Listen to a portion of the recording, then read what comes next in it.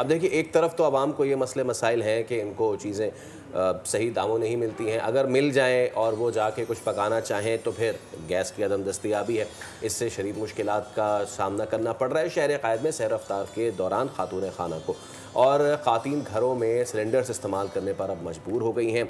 जो औकात कार थे, उन औकात कार में भी शिकायत ऐसी आ रही हैं कि गैस नहीं मिल रही है, जहाँ पे खाना पकाने के वक्त हैं उनमें गैस जो है वो गायब रहती है।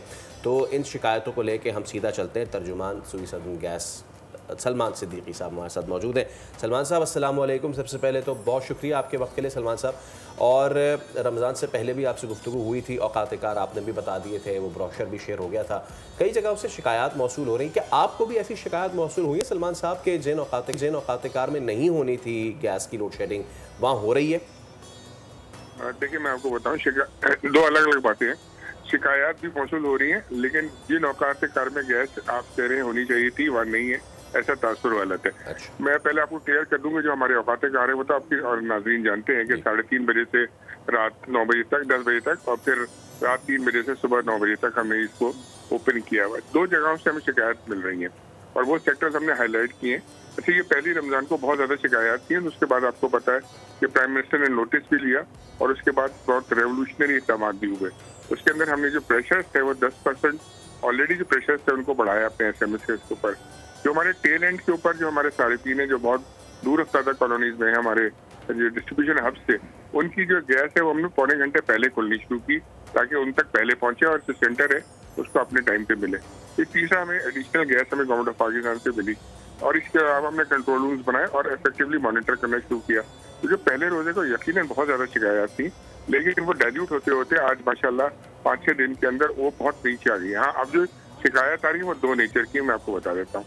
एक तो वो शिकायत है जो कि रमजान से पहले की हमारी कुछ रिहेबिलिटेशन हो रही है शहर के अंदर।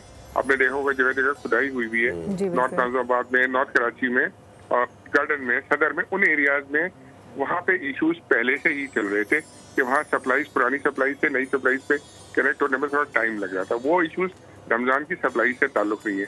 इससे दूसरा जो बड़ा हमें क्लैरिटी मिली है वो ये मिली है कि जो हमारे शिकायत करते हैं सार्फिन, तो ये बताते हैं कि जी हमें एन 1 घंटे पहले अफ्तार से प्रेशर बहुत ड्रॉप हो जाता है और अफ्तार के फौरी बाद बेहतर हो जाता है।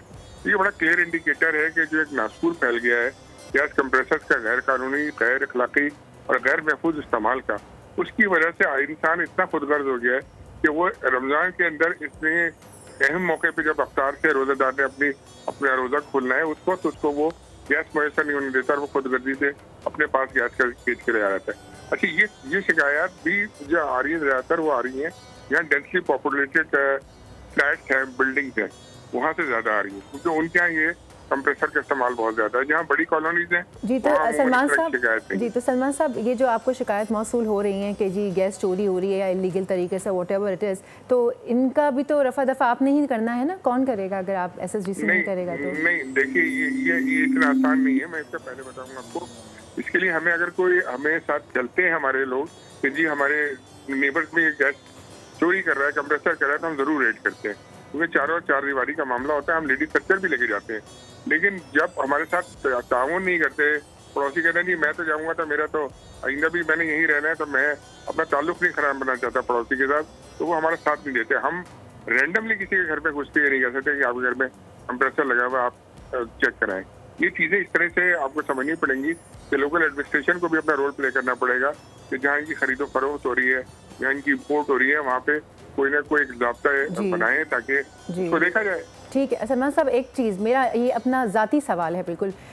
3 महीने हो गए मेरे घर में अभी तक गैस नहीं है। मैंने सोचा शायद चूल्हे में कोई मसला है, मैंने नया चूल्हा ख़रीद लिया जी, लाइन साइन सब कुछ चेक करवा लिया। अभी जब औकात कार तब्दील हुए तो हमने सोचा कि ये जो तब्दील हुए हैं औकात, तो शायद इसमें मेरे घर आ जाएगी। तो कल रात को मैंने वो ऑन किया चूल्हा, तो एक आवाज़ आई और मैं खुश हो गई कि शायद अब गैस आएगी, लेकिन वो सिर्फ आवाज़ आई और उसके बाद फुस करके वो जो आई थी और उसके बाद वो गैस जो थी वो भी चली गई। तो ये सिलसिला कब तक जारी रहेगा? आप क्लिफ्टन की बात कर रही हूँ मैं ये कौन से एरिया की? क्लिफ्टन की बात कर रही हूँ मैं। अच्छा, देखिए मुझे क्लिफ्टन ब्लॉक 2 की बात कर रही है? नहीं, ब्लॉक 3 की बात कर रही हूँ मैं। एड्रेस भी बता दो। ब्लॉक 2 में कुछ कंप्लेंट्स हमें आई थी, मैं इसलिए कह रहा हूँ आपसे, लेकिन अगर आपको 3 महीने से इशू है तो इसका ताल्लुक रमजान से नहीं है। देखिए आपने भी क्लियर किया। जी बिल्कुल। और ये चीज अगर आपने रिपोर्ट की है या कंप्लेन नंबर दी है तो मेरा नंबर आपके प्रोड्यूसर के पास है, आप उनसे कहिए कि मुझे आपका कंप्लेन नंबर, कस्टमर नंबर भेजिए, मैं टीम भेजूंगा। और ये हमारे यहाँ होता है कि जब कंप्लेन आती हैं तो हमारी टीम जाती है और वो विजिट करती है और वो असर्टेन करती है कि वहाँ प्रॉब्लम क्या है, तो वो रेगुलेटर हमारी टीम बदल देती है। बहरहाल आपके प्रोड्यूसर के पास मेरा नंबर है, आप प्रोग्राम के बाद मुझे अपनी डिटेल्स भेजिए। For sure. Thank you so much Salman Siddiqui साहब। प्रिया, थैंक यू सो मच। और सब्सक्राइब करें और बेल दबाएं ताकि कोई खबर रह न जाए।